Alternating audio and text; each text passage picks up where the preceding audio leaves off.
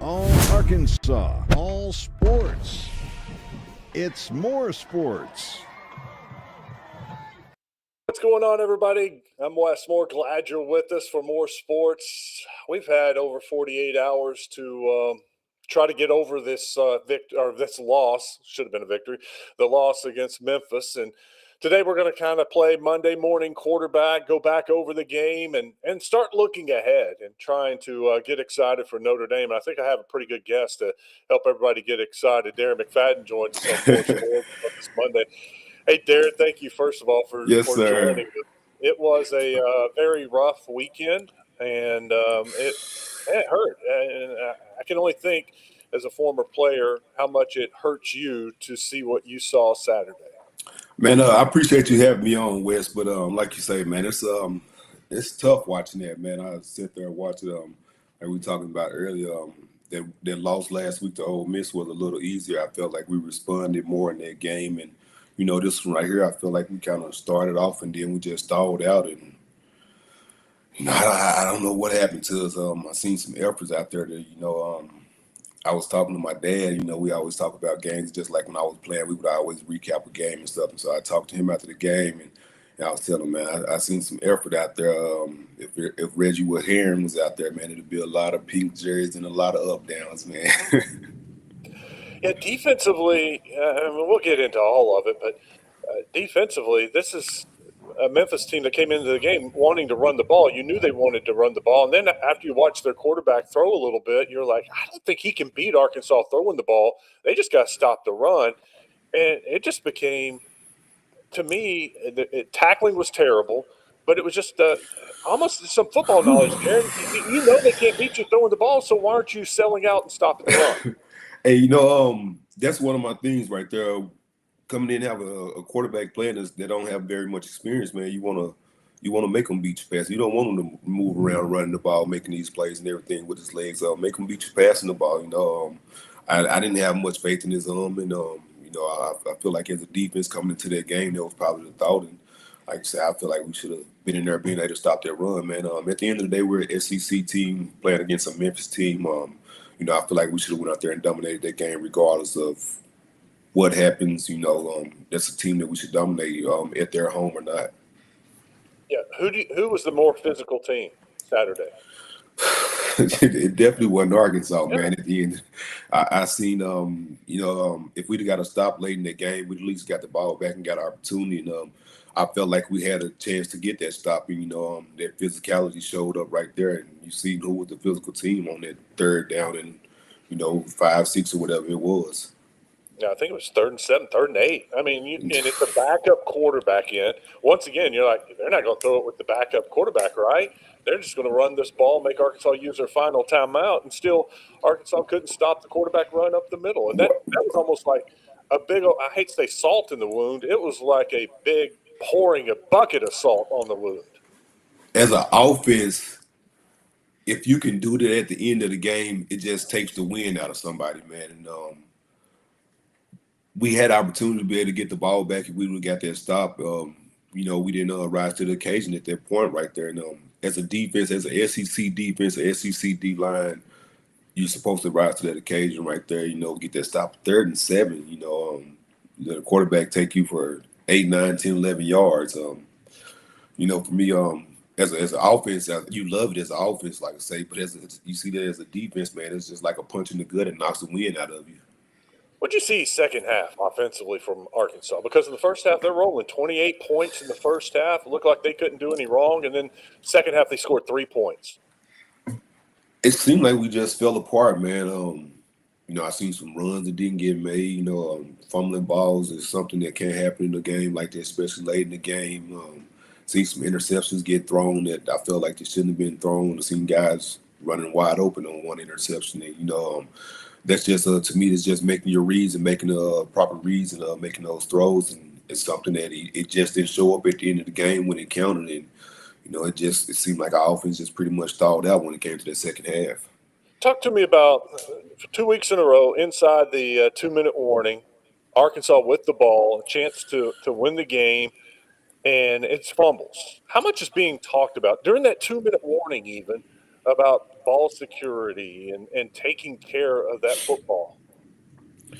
I don't know exactly how many people, total people, staff, players, everybody's on the sideline, but in that situation, everybody on the sideline should have been putting an emphasis on ball security at that point. It should have been the number one priority. You just had a situation the week before where a ball got away, somebody fumbled in the game, leading to what could have been a go-ahead touchdown, and you fumble. So at that point, you're emphasizing ball security. Ball security is something that is emphasized throughout the week, throughout the day. Whenever ball security is the most important thing out there, and it's just something we can't have like that in those situations. As a running back, I know I put the ball on the ground, and I know those situations. I know it happens, but at the end of the day, that's one of the things you have to put that emphasis on, man. And you got to protect the ball at that situation right there. Yeah, that's got to be priority number one, but it's so hard, Darren. As a competitor, you're fighting for every single yard. But in a case like this with Washington, diving forward, I get it. You get it. He's doing everything he can to win the game, but by doing that and reaching out, you're exposing the football, and that's And, in that moment you can't do it. And that's the thing as a running back, you have to be ball conscious. If a guy comes in there, it's plays that happen where guys come in there and get the ball out of them. They're defensive players. They play the ball. They want to win the game as well. But as a running back, you want to be ball conscious. You got that ball locked up. You want every part of that ball that you want it touching your body. And if you see that replay, there's something when he laid out this way, the ball get exposed on the bottom end, and it's pretty much knocked out easily. And so you just want to be conscious. You want to fight for those yards, but at the end of the day, that's part of being a running back. You're fighting for yards, but you have to be ball conscious, 100% ball conscious at the end of the day. Most important thing on the field. You have a fumble that still haunts you to this day? I can't think of one specific, but I've had a few, man. I've put the ball on the ground on the 1 or 2 yard line, and it hurts. I don't think it was any game changing situations as far as late in the game in that situation right there, but putting the ball on the ground on the 1 yard line, regardless, it's something that you can't do. And like I say, as a running back, I understand those things happen, but 100% ball conscious and 100% ball security is what everybody should be preaching. What would you tell Washington today?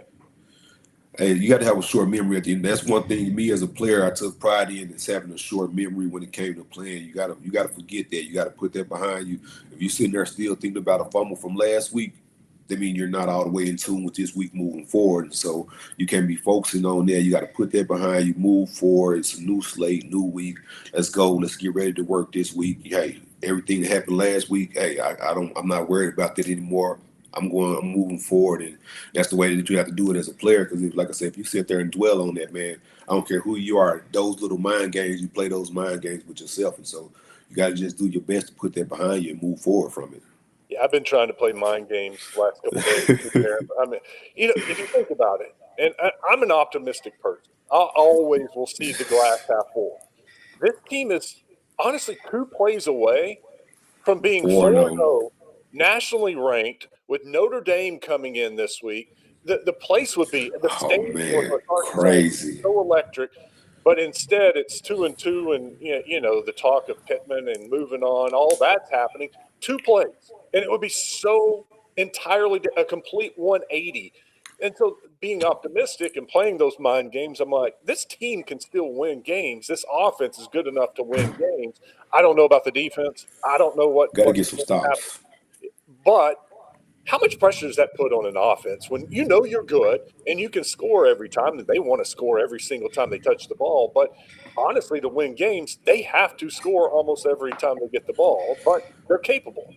It's one of those things. It's hard, man. I've been on teams where that, maybe not even having a bad defense, just going against a team that we know has a good offense, and our defense may not be able to. We ask them just please get us 1 stop, man. And as an offense, you have to take pride in going out there and try to get the many points as you can. If your defense is lacking the way that it is, you have to just try to go out there. Say it's not. At the end of the day, it's a team game. It's on everybody, but you have to take their pride as an offense. You see what it is. There's no ifs, ands, and buts about it. You see what it is. So you have to go out there, score every drive that you can. I know it may sound crazy, but score every drive that you can if you can. And like I said, I 100% believe if it weren't for those two fumbles, we'll be 4-0. I think we would. I feel like we would have went in and scored against Ole Miss and kicked the extra point and went up by one, and we would have held them there and came out there with a 1-point victory.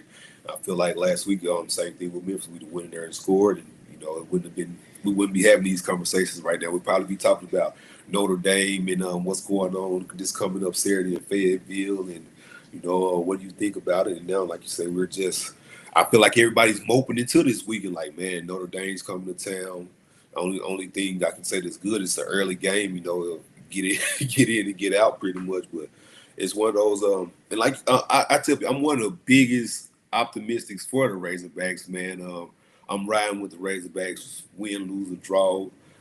You're not going to hear me say many negative things about them at all. I try to keep that to myself. I may have personal conversations with my dad or someone, but other than that, man, I try to keep my negative thoughts about the Razorback to myself. But I tweeted out Saturday, I don't know what needs to be done. I don't know what it is. It sucks and it hurts. As far as talking about coaches leaving and all that, I'm not a big fan of coaches leaving in the middle of the year and everything.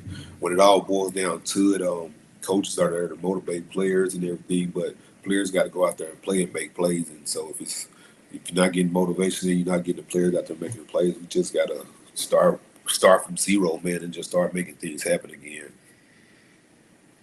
Speaking of Notre Dame, it's still going to be a great crowd, and maybe not the feeling we thought it could be happening at the start of the season. You coming up, or are you going to the game? Honestly, Wes, I think I'm going to miss this one here, man. I'll be in town this weekend, little kid softball, and so I'll go ahead and stay in town for that right there. It's one of those situations, man. I'm not gonna make an emphasis to come up there this weekend, just to be honest, man. And so I'll stay and see the kids softball game this weekend, man. Catch everybody up. What's Darren McFadden doing these days? I'm thankful, Wes, being in a position to be able to come on shows and be able to talk to people. People still look at me as one of the greatest Razorbacks, man, and people still want to talk to me and see and hear what I have to say. Being able to be at home with my family, my wife and I have 3 kids at home. I have 3 older boys that live with their moms, and I'm pretty much at home mostly. Being able to take care of the kids, take them to school in the morning, pick them up. Like I said, I still get out, do appearances here and there, but I try to live the most chill, laid back life and just enjoy my peace right now, man. I feel like I went through times where I was just all over in life, and I'm in a peaceful time in my life right now, and so I'm enjoying that, and that's what I just enjoy to do right now.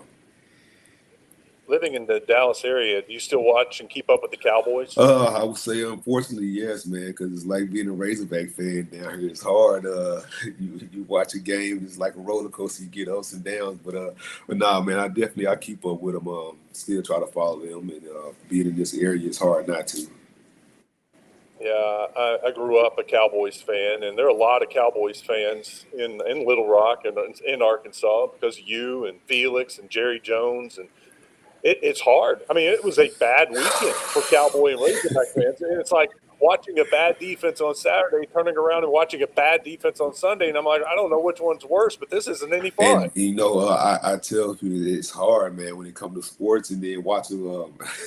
I'm watching the Razorback game, and like I said, I got my daughter, she's 6, and they're upstairs playing, and she came down and like, Daddy, why are you screaming? I'm like, oh, man, just watching the game, don't worry about it. So it gets a little rowdy in my house, and not because of the kids watching, man, it's just me. It's like I'm passionate when I watch the game, man, and like I'm not putting myself in there, man, but it's just a passion that I have, and it's hard not to react to it when I'm watching.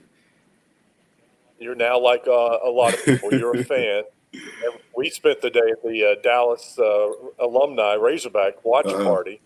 And, man, Darren, first half, that place was happening. They're calling the Hogs. They're having so much fun. And then it just got closer and closer, and it got quieter. You could just tell everybody was so nervous. And then at the end, it was just like it was sickening. It was gross. And it was just deflating for the people just walking out at the end. That's some of those highs and lows of being a sports fan, man. Like you're this high at the beginning of the game, and then, like you said, that second half, by the time it's a minute left in the game, it's like you're just dragging out of there, ready to get out of there.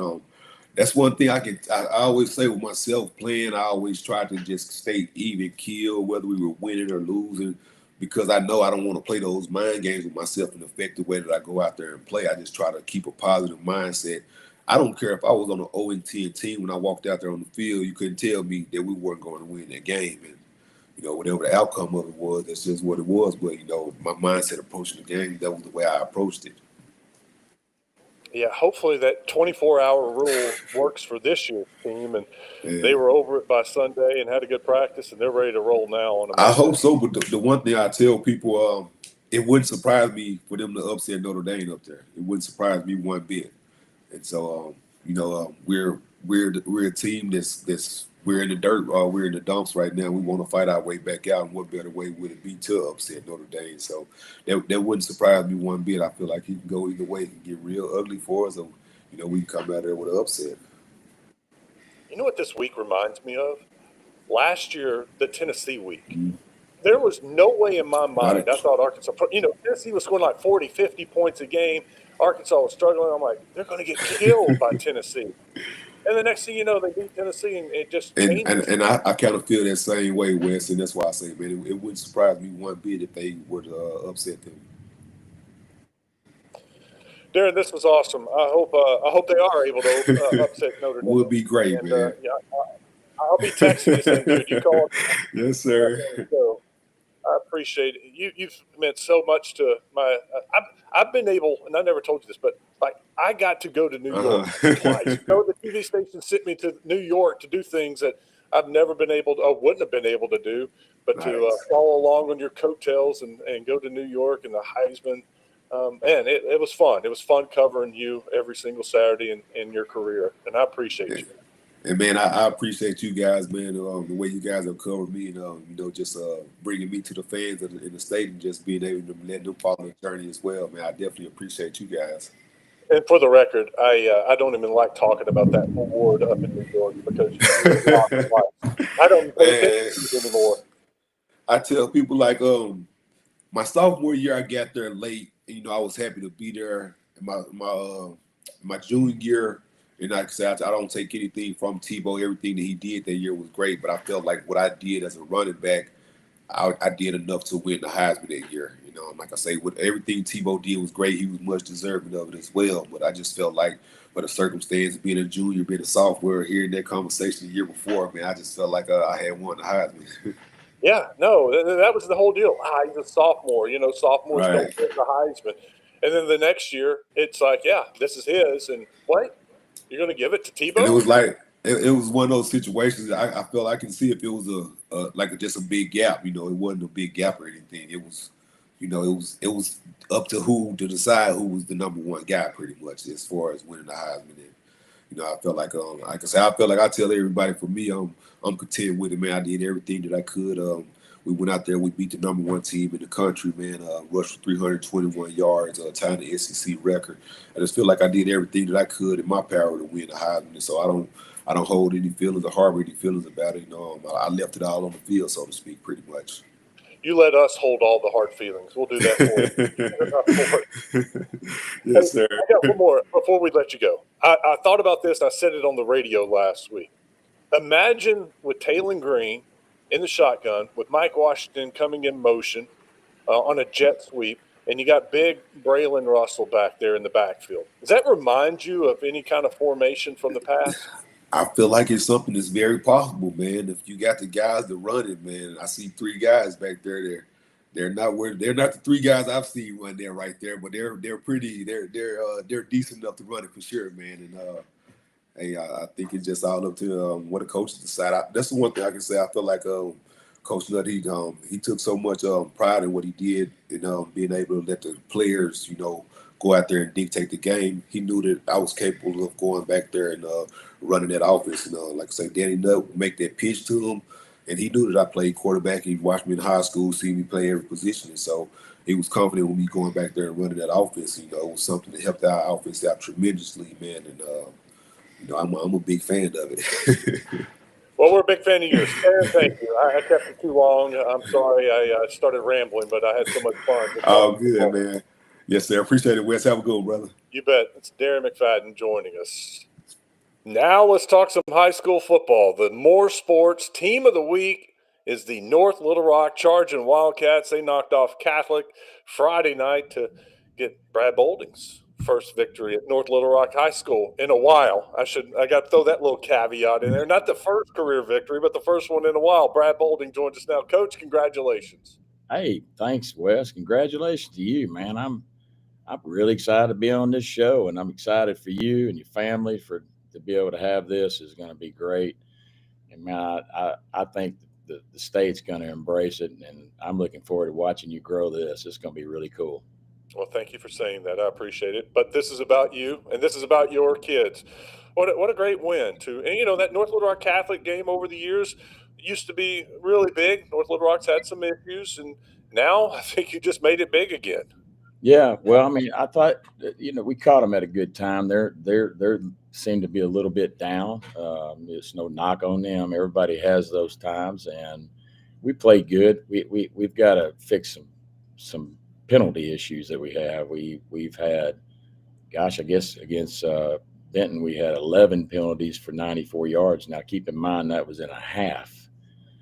So this past week we had 18 penalties for 156 yards, I believe, and 9 of them were procedure penalties. So, we had some self-inflicted wounds there that we have got to get fixed and cleaned up, and we will. We've made it a sense of urgency in our office and now to the team. Yesterday when we had our meeting and in our weight session, we really made it clear that it's got to stop. And so we're going to change up a few things with how we do our snap count. We think maybe there are some issues there, and but you can't. Well, they hadn't won a game. I guess when you figure up the last time they won, it's been almost 2 years. So, and that's exactly right for North Little Rock. That's not characteristic.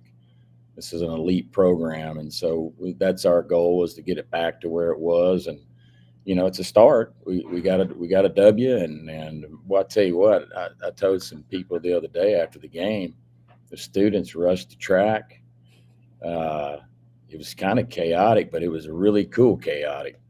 They were well behaved. They didn't go out and say anything to the Catholic kids or anything like that. It was just celebrating. And I told some people that I thought, they had some vibes of a state championship win. It was just a really, really neat deal, and I was really glad to be a part of it. Coach, I watched the same thing with Sylvan Hills three weeks ago. They'd lost 20 games in a row, and they beat Maumelle last play of the game, stopping Maumelle in a 2-point conversion, and they celebrated, and I was happy for them. They hadn't won in 20 games, but you worry about that next week, but then they've been able to win again. They're 3-0 into their bye week last week. How do you do that then? Go, and build off of that great feeling and not let them, pat themselves and their classmates patting them on the back all week, and they forget to play Thursday night. Well, one of the things, and I told them that I tell them I'm pretty open with my players. I told them, I said, guys, you have to understand that once the game's over with, you can, enjoy it and all that, but we have to start thinking immediately for the next game. And you cannot just sit out and just bask in the glory of winning for days. You have to put it behind you. But I just told them that, it's all about how we play, and it's never going to be about who we're playing and how they play. So the key for us is to continue to build off of this and get better each week. The opponents are going to get tougher. So we have to be ready for that. And we have to clean up the mistakes that we're making, especially the penalty part of it. But I'm pleased. There's obviously some momentum that we got going here. We still got a lot of work to do and a long ways to go in my eyes of where we want to be. But a W is definitely a good start. And the kids played really hard, and I was pleased with that aspect of it. Yeah, getting that W is great for the coaching staff because it's the buy-in. Now they're like, "Yeah, man, you know how kids are. No, Yeah, these guys do know what they're talking about." But yet, it happened in a situation for you guys that there's so much that you can fix and grab their attention so that they're ready to go to back to work this week. and I told him too, Wes. I said, guys, I'll be honest with you. I kind of take the old Lou Holtz philosophy: is everybody's telling you how great you are right now. We're going to amp up. It's going to be tougher this week. We're going to make it tough because everybody's telling you you're great. You did this, and y'all are going to do all this and all that. But reality is, we got to go back to work, and you got to work even harder, prove yourself. And so that's kind of our approach going into this week. And it's a short week because we play on Thursday and it's on TV. It's a state TV game. So, we want to play well and show up and play well in front of our crowd. And then, obviously on TV. You were able to run the ball really well against Catholic. What do you attribute that to? Well, I think our offensive line's really kind of coming along. It's new to them. Coach Pitts is a new coach to them, and he is a tough, hard-nosed coach. And you got to be that way with the offensive line. And I think they're starting to get used to him and buying in. We actually have two coaches. Coach Wortham is also one of our offensive line coaches. So, two different personalities and two different people that didn't coach them last year. So it takes a little bit. And offensive line typically is usually your last group, like to just come along and really start gelling and figuring things out. And so I was glad to see that before we get into conference that they really started, playing together and then our backs started, I think, really became patient and waiting for those holes to open. And they did the other night for quite a few yards. What do you see out of the matchup Thursday night with Pulaski Academy? They're 0-3, and it may be the first time, I don't know, since the last time they've been 0-3 in non-conference. And they had a rough go at Highland Park on Friday night. What do you see out of this team? Well, they're coming back home, and they're 0-3, and they're not used to being 0-3. So I'm going to expect the best PA football team that they have. I figure they're going to give us their best, and that's what our expectations are coming into it. And we're going to need to give our best and to match that if we want to win. So it's going to be a tough environment. Like I said, they got a lot on the line, and so do we. But I'm enjoying watching film on them. I think that it's a team that we can play with. They're good. They got some really, really good skill kids, and our skill kids are going to have to really do a good job of matching up with them. But I feel pretty good about it after watching film. Now, obviously, we've got some practices ahead of us and things like that. But they're PA, so you can't take that away from them and what they've accomplished. You can throw the 0-3 stuff out the window. I don't pay any attention to that anyway. In a way, does it help you a short week to grab their attention quicker?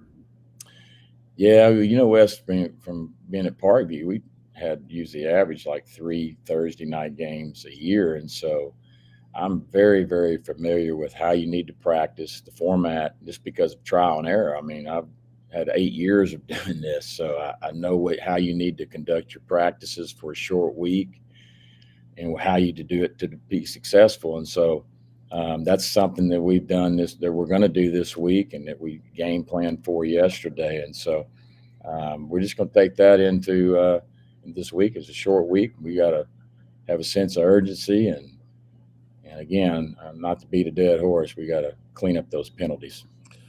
What did it mean for you personally? You take a leap of faith. You leave Parkview, you come back to North Little Rock, and you get off to a rough start. And look, it's a rebuilding process. But for you personally, what was that like Friday night? That might be why I had the feel of a state championship, just because, I was back to where I kind of got it started, and that's been in a bad situation for a couple of years, and then to be back and be a part of winning fairly early in the year, and then to see the crowd and see the people, how they acted, and students. I mean, man, I can't even tell you how I felt. I really did feel like I felt after winning a state championship. I mean, it was just a really neat feeling. And to see the students, I mean, they just rushed the track. I mean, I had never had that happen in high school. That's awesome. Coach, congratulations. I appreciate you coming on today and talking a little bit about the North Little Rock Charging Wildcats and getting ready for that Thursday night game. Thank you.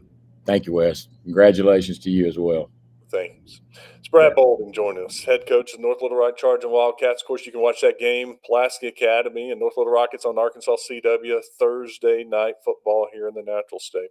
That's going to do it for tonight. I appreciate you watching. We'll be back here tomorrow night. We'll name our high school football player of the week. And, of course, we're going to talk some more Razorback football as they get ready to play Notre Dame and hopefully get that bad taste out of their mouth. Thank you for watching. Be back here tomorrow night for more sports. All Arkansas, all sports. It's more sports.